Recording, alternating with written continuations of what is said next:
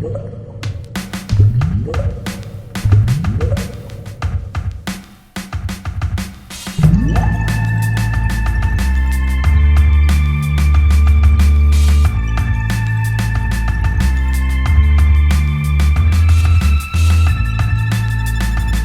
everybody, welcome to Board Online, Board Offline. Today we have our top 3 overrated games of all time. Now, as with all of our top 3, top 5, top 10 lists, this will be done, we get 3 games, so in 3 minutes. And of course, as with all of our lists, this is completely objective and completely inarguable in any way.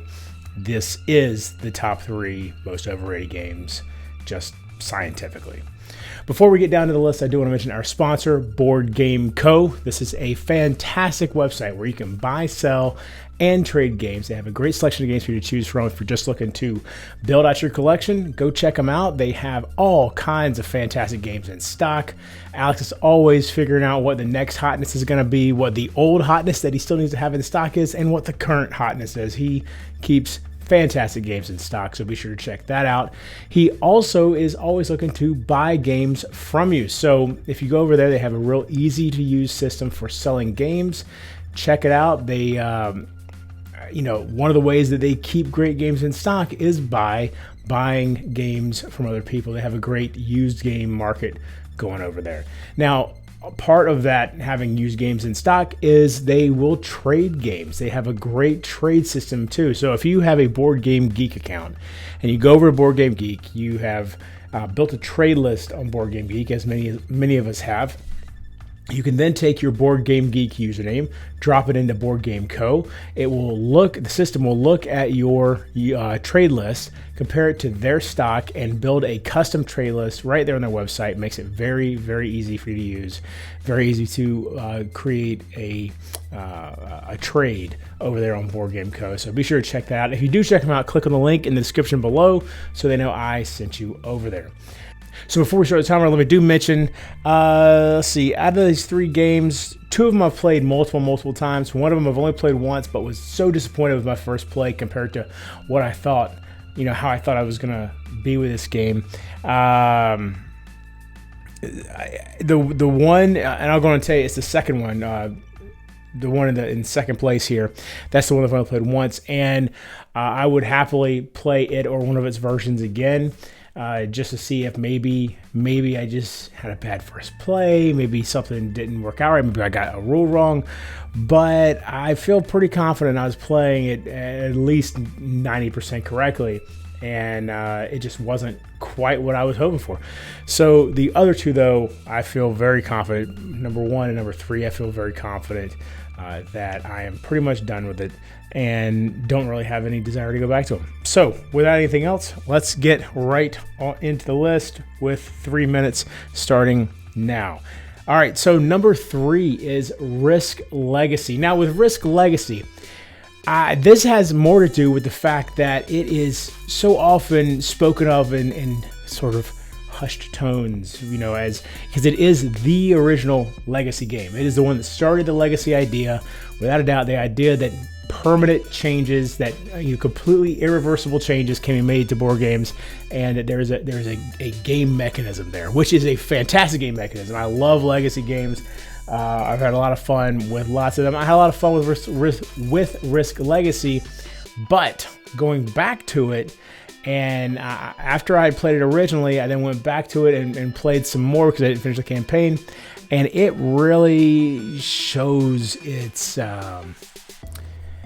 I feel like when people talk about it now, they don't talk about the fact that, yeah, this was a cool game for what it did and for what it introduced, but the mechanism itself is still built on Risk, and it is just not a fantastic game. It's a fantastic concept, a fantastic mechanism that introduced, but not a fantastic game. Number 2 is Zombicide. Specifically, I played Black Plague, which I know is like the best one that's out there, a lot of people say, but by the end of the game, it was just this madness of rolling dice, and maybe that's what Zombicide is, but it was just so...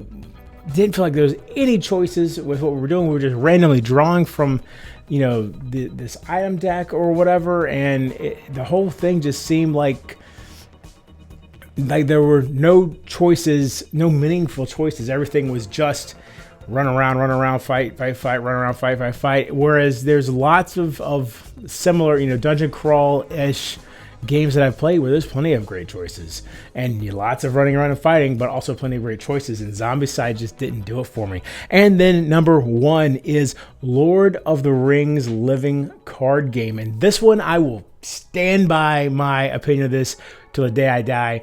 This is a pay-to-play game, meaning that you get or pay-to-win game, excuse me. You get the base game box, and unless you just become a master of the game, or unless you get lucky, you cannot beat the base game with what's in the base game box. You have to buy expansions, again, unless you are going to be just a master of it. And I know this because in the forums I've seen where people say, hey, listen, if you really want to have a good shot at beating the base game, you need to buy this expansion to add to these decks.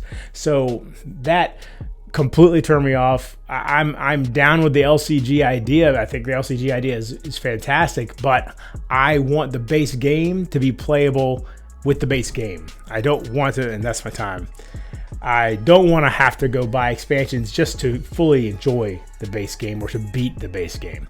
That's ridiculous. That sort of pay-to-win stuff is, unfortunately, it doesn't seem like it's something that's really took off. But as far as that idea, obviously, Lord of the Rings LCG is very popular.